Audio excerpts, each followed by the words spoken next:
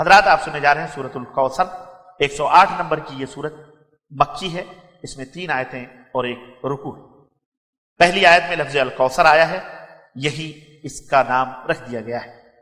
یہ سورت ابن عباس، کلبی اور مقاتل کے نزدیک مکی ہے، اور حسن، اکرمہ اور مجاہد اور قتادہ کے نزدیک مدنی ہے۔ ابن مردویہ نے ابن عباس، ابن زبیر اور عائشہ رضی اللہ عنہم اجمعین سے روایت کی ہے کہ سورۃ الکوثر مکہ میں نازل ہوئی تھی۔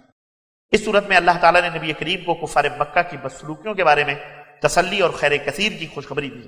محمد بن اسحاق نے یزید بن رومان سے روایت کیا ہے کہ عاص بن وائل کے سامنے جب رسول اللہ صلی اللہ علیہ وسلم کا ذکر آتا تو کہتا کہ اس کی بات نہ کرو، وہ تو ایسا آدمی ہے جس کی جڑ کٹی ہوئی ہے، اس کی کوئی نرینہ اولاد نہیں، جب مر جائے گا تو اس کا نام مٹ جائے گا۔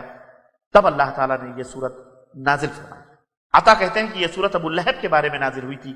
نبی کریم صلی اللہ علیہ وسلم کے ایک بیٹے کا انتقال ہو گیا تو مشرکین سے کہنے لگا کہ رات محمد کی جڑ کٹ گئی، تو اللہ نے یہ سورت نازل فرمائی۔ شمر ابن عطیہ کا قول ہے کہ یہ سورت عقبہ ابن ابی معیط کے بارے میں نازل ہوئی تھی۔ حافظ ابن کثیر کہتے ہیں کہ ان شانئک هو الابتر ان تمام کفار کو شامل ہے جنہوں نے رسول اللہ صلی اللہ علیہ وسلم کے بارے میں ایسی کوئی بات کہی، اور جب تک دنیا رہے گی رسول کریم صلی اللہ علیہ وسلم کی شان میں گستاخی کرنے والا اس آیت کے حکم میں داخل ہوگا۔ تو لیجئے سورۃ الکوثر سماعت کریں۔ بسم اللہ الرحمن الرحیم، اللہ کے نام سے شروع جو بڑا مہربان نہایت رحم والا ہے۔